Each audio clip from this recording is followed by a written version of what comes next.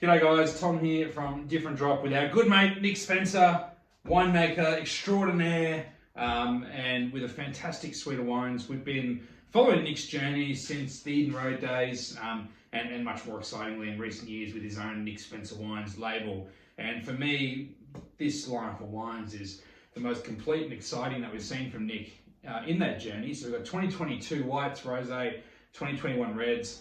Really interesting eclectic mix of wines, and I think just a really exciting snapshot of New South Wales here as well. So Nick, firstly, well done for making wines that aren't shit, and mate, tell us a little bit about where the brand is at on its journey, and quickly about this lineup of wines. Jesus, thanks Tom, it's nice coming here to sort of rub the ego a little bit. We pump him up.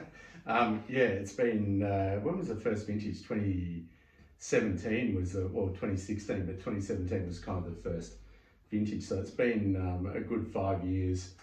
You know, we're 5 years down the track, and 2022 as a vintage was incredible. And the interesting thing, you know, depending on who you talk to, 2022 was a challenging vintage. It was reasonably cool. There was a fair bit of rain, but it kind of plays into the styles of wine that I'm trying to produce, like everything. And we talk about house style quite a lot in the wine industry, but you know, different winemakers have different house styles, and I'd like to think that my house style is just purity and nice, vibrant, bright, crunchy styles of wines across every single wine. And 2022 was kind of the perfect vintage for that, because it wasn't super hot, it was reasonably cool, so there was a lot of natural acidity, a lot of beautiful colour, some nice hang time, so you get really good ripeness with fruit but still have lots of natural acidity. So 2022 was almost the perfect vintage for me to kind of express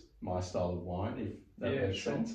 And I'm really excited about all these wines. I mean, it's funny, it's difficult to sort of pick an individual wine, but I'm obsessed about rosé, and I think that rosé is in a fantastic spot, and that is one of the best rosés I've ever made, I think. Yeah, it's a beauty.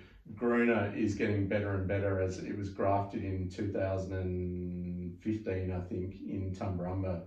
And the first couple of years produced sort of fairly dry white styles of wines, but now it looks like Gruner Veltliner. And the important thing is it looks like Australian Gruner Veltliner. You know, we're not trying to chase an Austrian benchmark or anything. We're trying to produce our own style of Gruner, and I think the Gruner's in a fantastic spot. Chardonnay I've been producing for 20 years and love Chardonnay. And again, I think stylistically with Chardonnay, we're sort of moving away from trying to chase winemaking input and just trying to produce lovely pure styles of Chardonnay. And then the reds, which is kind of what the brand was built on originally. They were the first two wines that I made, and the confusing initials.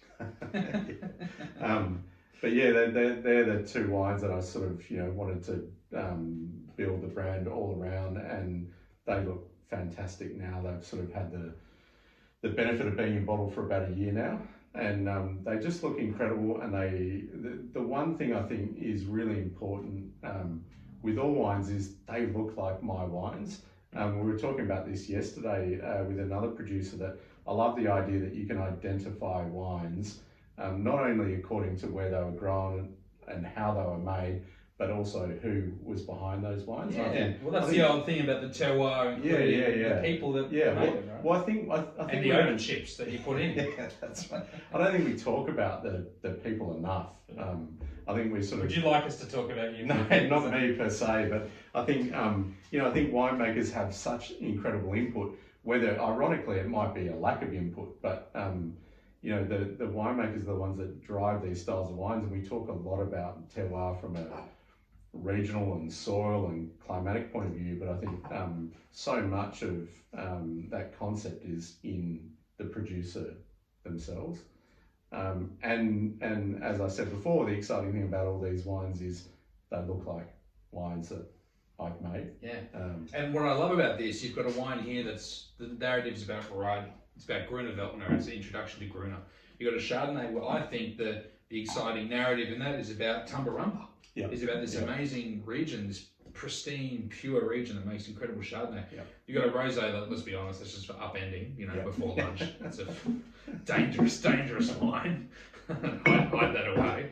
And then you've got these two reds that it's about Nick's, your experience, your vision about you know, the homage to the old styles of red wine in Australia and the Hunter Valley and all that history. Yeah.